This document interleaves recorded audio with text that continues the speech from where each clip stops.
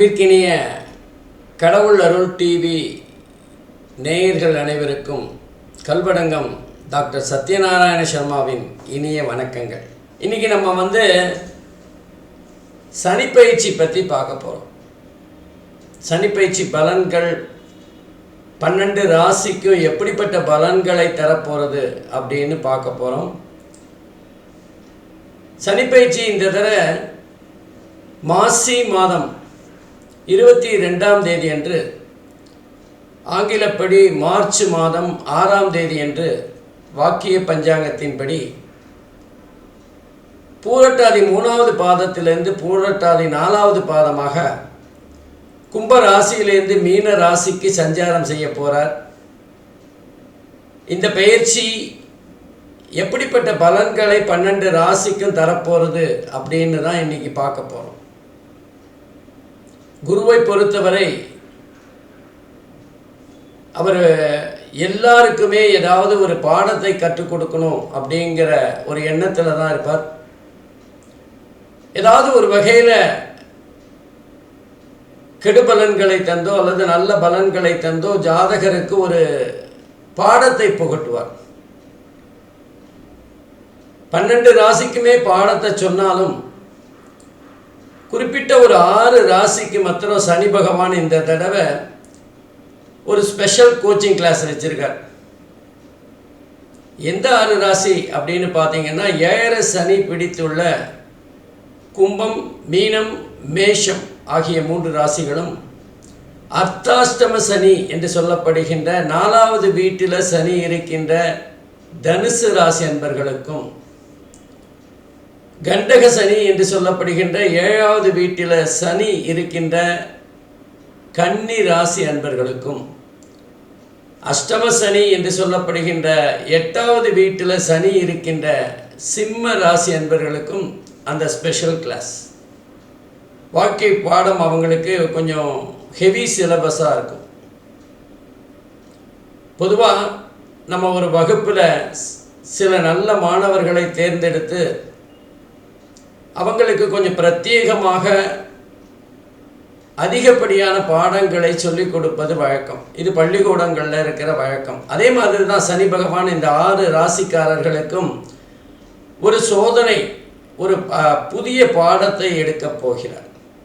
அந்த 6 ராசிக்காரர்களும் கொஞ்சம் இந்த சனி பயிற்சி காலகட்டத்தில் கவனமாக இருக்கணும். அதே நேரத்தில் மகர ராசிக்கு ஒரு ரிலீஃப், அந்த ஸ்பெஷல் கிளாஸ் அவங்க தாண்டி வந்துட்டாங்க. மகர ராசிக்கு 7 சனியிலிருந்து விடுதலை. அதே மாதிரி கடகராசிக்கு அஷ்டம சனியிலேருந்து விடுதலை. சிம்ம ராசிக்கு இப்போதான் அஷ்டம சனி பிடிச்சிருக்கு. ஆகவே இந்த சனி பயிற்சி பலன்கள் எப்படி இருக்க போகிறது அப்படின்னு பார்க்கறதுக்கு முன்னாடி, பொதுவாகவே சனி பகவான் சரராசி அன்பர்களுக்கு கொஞ்சம் அதிகமான கெடுபலன்களை தருவார். அதுக்கு அடுத்ததாக ஸ்திர ராசி அன்பர்கள், அதுக்கப்புறம்தான் உபய ராசி அன்பர்களுக்கு கொஞ்சம் குறைவான கெடுபலன்களை தருவார், அல்லது அவங்களுக்கு கொஞ்சம் கம்மியான பாடத்திட்டத்தை வச்சிருப்பார். இப்போ மேஷ ராசிக்கு அது சரராசி அப்படிங்கிறதுனால கொஞ்சம் இந்த 7 சனி அவங்களுக்கு கெடுபலனை அதிகமாக தரும். அதே நேரத்தில் கும்ப ராசி அப்படிங்கிறது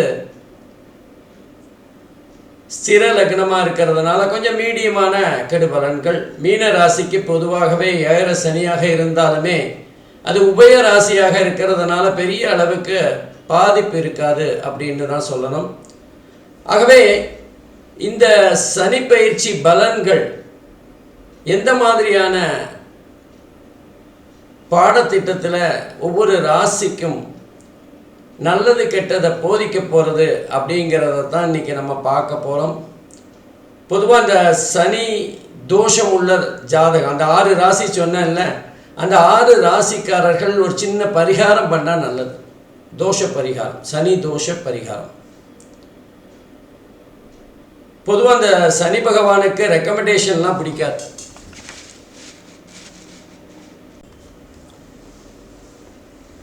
பொதுவாக சனி பகவானை எடுத்துட்டிங்கன்னா அவருக்கு இந்த சிபாரிசு ரெக்கமெண்டேஷன் இதெல்லாம் பிடிக்காது. அதனால் நீங்கள் தோஷ பரிகாரத்துக்கு சனி பகவானை விட சிவபெருமானின் விநாயகர், அனுமன் போன்ற கடவுள்களை வணங்கி வழிபட்டு வந்தால் ஓரளவுக்கு சனி பயிற்சி அல்லது சனியினால் ஏற்படுகின்ற தோஷங்கள் விலகும். பொதுவாக பிரதோஷத்தன்று சிவபெருமானை வழிபட்டு வந்தால் சனியினால் ஏற்படுகின்ற தோஷங்கள் வெகுவாக குறையும். ஏன்னா பிரதோஷத்தன்னைக்கு சனி பகவானும் அங்கே சிவபெருமானை வணங்க வருவார் அப்படிங்கிறது ஒரு ஐதீகம். அதனால் பிரதோஷ வழிபாடு பொதுவாக எல்லா கிரகங்களின் தோஷங்களையும் நிவர்த்தி செய்யும். அந்த வகையில் சனி பகவானுடைய தோஷத்தையும் நிவர்த்தி செய்யும். அதே மாதிரி சனி பகவானுக்கு கருப்பு துணியில் எள்ளை கட்டி, கருப்பு எள்ளாக இருந்தால் நல்லது, நல்லெண்ணெயில் ஒரு மண் விளக்கில் பஞ்சுத்திரி போட்டு அதை ஏற்றி வரலாம். அதே நேரத்தில் தான தர்மங்கள் செய்வதனால் சனியை கொஞ்சம் நம்ம சமாளிச்சிடலாம். சனியோட பார்வையில் நம்ம நல்ல பெயர் எடுக்கலாம். அதனால் ஏழைகளுக்கு தானம் செய்யலாம், தான தர்மங்கள் செய்கிறது, அதுவும் குறிப்பாக மாற்றுத்திறனாளிகளுக்கு தானம் செய்கிறது அப்படிங்கிறது சனிக்கு ரொம்ப பிடிச்ச ஒரு விஷயம். அதன் மூலமாக சனியை நம்ம கவர முடியும், நம்முடைய தோஷங்களை நிவர்த்தி செய்ய முடியும். பொதுவாக இந்த 6 ராசிகள் சொன்னேன்ல, அந்த 6 ராசிக்காரர்கள் பிரதோஷத்தன்னைக்கு ராத்திரி ஏதாவது கருப்பு உடை அணிந்து படுத்து காலையில் அந்த கருப்பு உடையை யாராவது ஒரு எளிமையானவர்களுக்கு, வயோதிகர்களுக்கு, மாற்றுத்திறனாளிகளுக்கு தானமாக கொடுத்தால் மிக சிறந்த நிவாரணமாகும். அதே மாதிரி பச்சரிசி, அதில் கொஞ்சம் கருப்பு எள்ளை போட்டு ஒரு பொங்கல் செய்து அதில் தயிரை விட்டு பிசைஞ்சு அதை காக்காய்க்கு போட்டால் சனி தோஷம் விலகும் அப்படின்னு சொல்லப்படுகிறது. அல்லது சனியினால் ஏற்படுகின்ற தோஷத்தோட வேல்யூ குறையும். ஆகவே சனி யாருக்கெல்லாம் இந்த 6 ராசிக்காரர்கள் தோஷ நிவர்த்தி அல்லது ஏதாவது எளியவர்களுக்கு தானம் செய்வதன் மூலமாக தங்களுடைய தோஷங்களை குறைத்து கொள்ளலாம். சரி, வாங்க ஒவ்வொரு ராசியாக எப்படிப்பட்ட பலன்களை அவங்க பெறப்போகிறார்கள் அப்படின்னு பார்க்கலாம்.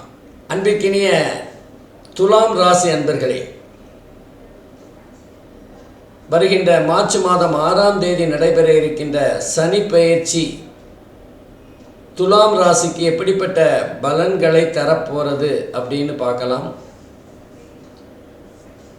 துலாம் ராசிக்கு 4 மற்றும் 5வது வீடு, அதாவது சுகஸ்தானம் மற்றும் பூர்வ புண்ணியஸ்தான அதிபதி சனி பகவான் கும்ப ராசியிலேருந்து பயிற்சியாகி 6வது இடம் என்று சொல்லப்படுகின்ற ருணருத்ர ரோகஸ்தானத்துக்கு சென்று சஞ்சாரம் செய்ய இருக்கின்றார். இந்த அமைப்பு துலாம் ராசிக்கு எப்படி பலனை தரும்? பொதுவாக ஒரு பெரிய ப்ளஸ் பாயிண்ட் என்ன அப்படின்னா, சனியை பொறுத்தவரை 3, 6, 11 ஆகிய இடங்கள் சஞ்சாரம் செய்கின்ற போது அந்த ராசி அன்பர்களுக்கு சிறப்பான பலன்கள் கிடைக்கும் அப்படின்னு சொல்லுவாங்க. அதே மாதிரி சனி பகவான் தன்னுடைய நட்பு வீடான குருவோட வீட்டில் இருக்கிறது அந்த சனி பகவானுடைய பலாபலன்களை துலாம் ராசிக்கு சிறப்பானதாக இருக்கும். இன்னொரு விஷயத்தையும் சொல்லலாம். துலாம் ராசிக்கு அதிபதியான சுக்கிரனுக்கும் சனி பகவான் நட்பு தான். ஆகவே இந்த அமைப்புகள் எல்லாம் பார்க்குறப்போ சனி பகவான் பொதுவாக துலாம் ராசிக்கு சிறப்பான பலனையே தர இருக்கின்றார். இதுக்கு கூடுதல் பலம் சேர்க்கின்ற வகையில் குரு பகவான் ஜூன் மாதத்திற்கு பிறகு தன்னுடைய 9வது பார்வையாக சனி பகவானை பார்க்குறார். அப்போது இந்த சனி பயிற்சி பலன் மார்ச்லேருந்து ஜூன் வரைக்கும் அல்லது மே மாத கடைசி வரைக்கும் ஒரு சுமாரான பலன்களும் அதற்கு பிறகு மிக அற்புதமான பலன்களையும் துலாம் ராசி என்பர்கள் பெறப் போகிறாங்க. அது மாத்திரம் இல்லை, துலாம் ராசியை பொறுத்தவரை மார்ச் வரைக்கும் குரு பகவானுடைய 5வது பார்வை துலாத்திலேயே வீழுது. அப்போது மேக்கு அப்புறம்தான் குருவோட பார்வை துலாத்துக்கு கிடைக்கலையே தவிர குருவோட பார்வை துலாம் ராசிக்கு கிடைக்காவிட்டாலும் சனியை பார்க்கறதும் ஒரு விதத்தில் சனி பயிற்சி காலகட்டத்தில் நல்லது தான். அப்போ மொத்தத்தில் பார்த்தா இந்த சனி பயிற்சி பலன் அப்படிங்கிறது துலாம் ராசிக்கு சற்று சிறப்பாக இருக்கும் அப்படின்னு தான் சொல்லணும். அதே மாதிரி 4 மற்றும் 5வது வீட்டதிபதினு பார்த்தோம். அப்போது இந்த காலகட்டத்தில் துலாம் ராசி அன்பர்கள் தங்களுடைய புதிய வீடுகளை வாங்குவதற்கான முயற்சிகளில் வெற்றி பெறுவார்கள். அதே மாதிரி அவங்க இது வரைக்கும் 2 வீலர் தான் வச்சுருக்கோம், ரொம்ப நாள் ஆசை நம்ம 4 வீலர் வாங்கணும் அப்படின்னு நினைக்கிறவங்களுக்கு இந்த காலகட்டத்தில் துலாம் ராசியாக இருப்பார்களே ஆனால் 4 வீலர் அமைவதற்கு அல்லது 4 சக்கர வாகனம் வாங்குவதற்கான வசதியும் அல்லது வாய்ப்பும் ஏற்படும். இது ஒரு வாழ்க்கையில் ஒரு முன்னேற்றம் தானே. அதே மாதிரி தாயாருடைய உடல்நலம் சற்று சீராக இல்லையே அப்படின்னு கவலைப்பட்டு கொண்டிருந்தவர்களுக்கு இந்த மே மாதத்திற்கு பிறகு சனிப்பயிற்சியின் காரணமாகவும் குருவோட பார்வை காரணமாகவும் தாயாருடைய உடல் நலம் சீராகும். அது சம்பந்தமாக இதுவரை ஏற்பட்ட செலவுகளும் குறையும். நம்முடைய சில பூர்வீக சொத்து சம்பந்தமாக வில்லங்கங்களை ஏற்படுத்தி கொண்டிருந்த சனி பகவான் இப்போ 6வது வீட்டுக்கு போகிறார். ருண ருத்ர ரோகஸ்தானம்னு சொல்லுவோம். அப்போது இதுவரை இந்த பூர்வீக பங்காளி சண்டை, சொத்து சண்டை இதெல்லாம் ஒரு பைசலாகும். அதெல்லாம் நீதிமன்றத்துக்கு போகாமையே சமாதானமாக போகக்கூடிய வாய்ப்பு இருக்குது. ஏன்னா பொதுவாக இந்த பங்காளி சண்டை, சொத்து சண்டை இதெல்லாம் நமக்கு அது சின்ன பிரச்சனையாக இருக்கும். நமக்கு சில லட்சங்கள் தான் அதில் நஷ்டமாக இருக்கக்கூடிய வாய்ப்புகள் இருக்கும். ஆனால் அதை நீதிமன்றம், கோர்ட்டு அப்படின்னு நம்ம போகும்போது அதுவே நமக்கு வக்கீல் ஃபீஸு, நீதிமன்ற செலவு, அந்த செலவு, இந்த செலவுன்னு லட்சங்களை தாண்டும். அப்போ கூட்டி கழித்து பார்த்தா கேஸு நமக்கு ஜெயித்தாலுமே நஷ்டம் நமக்கு தான். அப்போது சண்டைக்காரன் காலிலே வேறுது, சாட்சிக்காரன் காலில் வேறுதை விட சண்டைக்காரன் காலில் வேறுது நல்லதுன்னு சொல்லுவாங்கள்ல. அது மாதிரி நீதிமன்றத்துக்கு செல்லாமலே சில பங்காளிகள் சொத்து சண்டை நமக்கு பைசலாகக்கூடிய காலகட்டம், யோகமான காலகட்டம். திருமணமே ஆகலை, ரொம்ப நாள் ஆச்சு அப்படின்னு தடைப்பட்டவர்களுக்கு திருமணம் கைகூடி வருகின்ற ஒரு காலகட்டமாக இருக்கும். இன்னும் குறிப்பாக சொன்னால் குரு பகவானுடைய சஞ்சாரம் என்பது திருமணத்துக்கான அல்லது குரு பலன் அதிகமாக இருக்கிற ராசி அப்படின்னா அது துலாம் ராசியாக இருக்கும். அதே மாதிரி புத்திர பாக்கியமும் இந்த நேரத்தில் ஏற்படுவதற்கு வாய்ப்புகள் அதிகமாக இருக்குது. ஏன்னா சனி 5வது வீட்டுக்குரியவர் 6வது வீட்டில் போய் உட்கார்ந்துருக்கார்.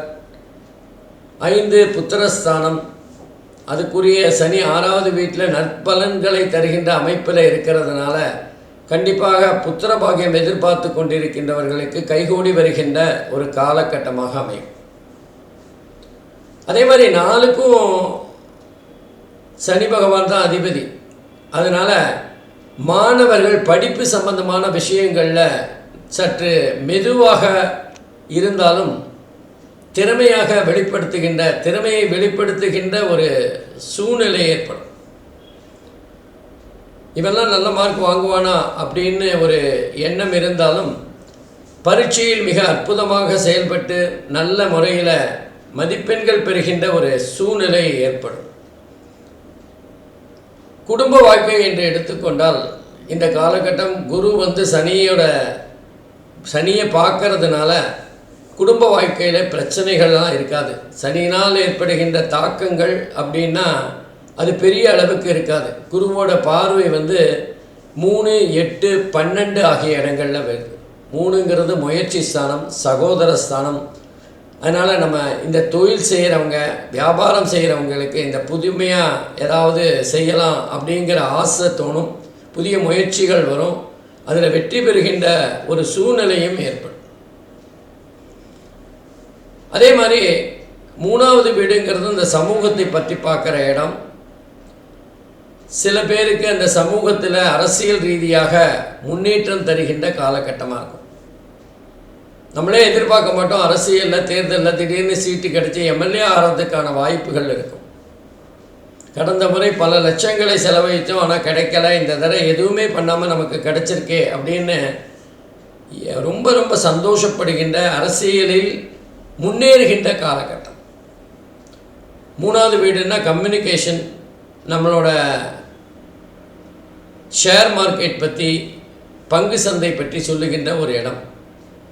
ஆகவே இந்த இடத்துல பங்கு சந்தையில் வியாபாரம் செய்து கொண்டிருக்கிறவர்களுக்கு லாபம் தருகின்ற ஒரு இடம். இளைய சகோதரர்கள் மூலமாக நல்ல ஆதாயம் தருகின்ற, அல்லது அவர்கள் மூலமாக நம்முடைய வாழ்க்கையில் ஒரு திருப்பு முனை ஏற்படுகின்ற காலகட்டமாகவும் இது இருக்கும்.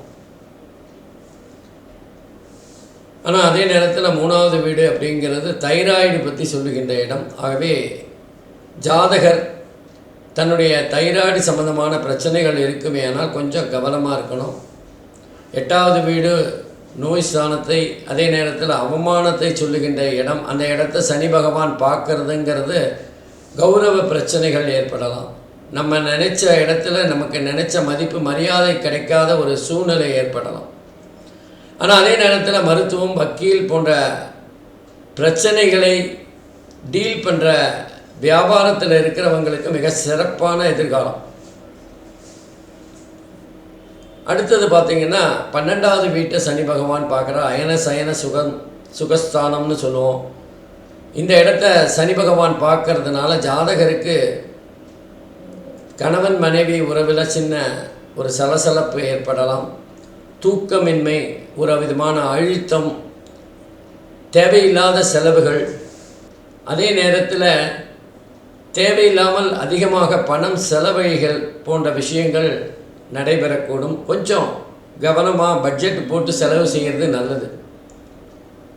குடும்பத்தில் சுப நிகழ்ச்சிகள் நடந்து அதன் மூலமாக பணம் செலவாகின்ற ஒரு சூழ்நிலையும் ஏற்படும். மொத்தத்தில் பார்த்தா துலாம் ராசி அன்பர்களுக்கு இது ஒரு நல்ல அதிர்ஷ்டமான யோகமான காலம் அப்படின்னு தான் சொல்லணும். அங்கங்கே சின்ன சின்ன பிரச்சனைகள் வந்தாலும் அது முடிவில் சுபமாக முடிகின்ற ஒரு காலகட்டமாக இருக்கும். துலாம் ராசியை பொறுத்தவரை சனி பகவான் யோகத்தை அள்ளி தரப்போகின்ற அருமையான சனி பயிற்சி. கடவுள் அருள் டிவியை பார்த்தமைக்கு நன்றிகள். மேலும் இது போன்ற தகவல்களை தெரிந்து கொள்ள கடவுள் அருள் டிவியை சப்ஸ்கிரைப் செய்யுங்கள். மறக்காமல் பெல் ஐக்கானை கிளிக் செய்யுங்கள்.